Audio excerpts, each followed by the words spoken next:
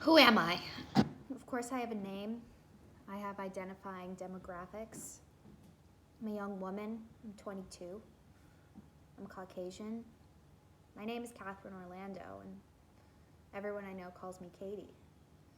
I have non demographic identifiers. I'm a dog owner. I love my puppy. I love to cook. I run a cooking website. And I'm a photographer.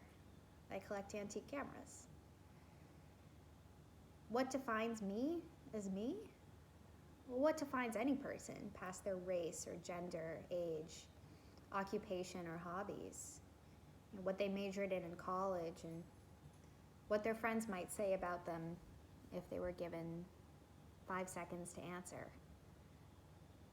Freshman year of college, I had really my first exposure to alcohol and drugs, and shortly after my first exposure to addiction. I lived with anxiety for a long time. I was a germaphobe when I was really young. Some would say I was anal about the way I did things. And I was always hoping that there would be a better way past reading a book or watching TV to turn my brain off before I fell asleep. Suddenly, alcohol was a great answer. I would have a sip or have a mouthful of beer, and all of the anxiety and all the anxious thoughts, whether it was socially or school related or family related, turned off. All the noise in my head turned off right away. So I used it. I used it for a long time.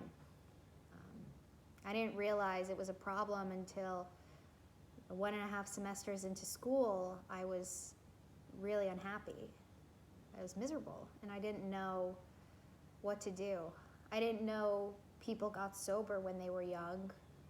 I didn't know that anyone under the age of 35 or 40 would be in AA. I had this romanticized and televised version of what Alcoholics Anonymous was in my head, and it was always people who had spent their lives drinking or who drugs made look really old, sitting in a circle and holding hands and praying to God, asking for help. So I forged ahead, fighting what I really needed to not be miserable for 3 years.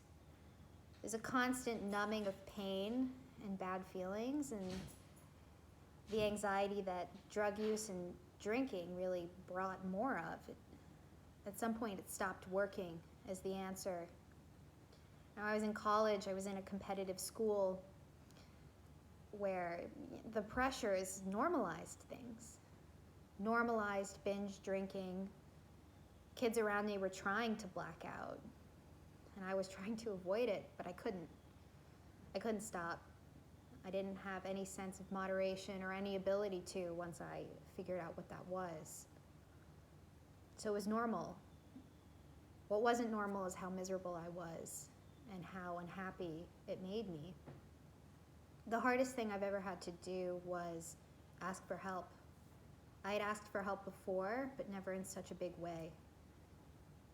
I asked to go home in the middle of college, something that hardly anyone does, especially at a competitive institution where you're supposed to swallow everything and be okay and get good grades and do an extracurricular and get a good job halfway through your time there. You're supposed to be thinking about the future.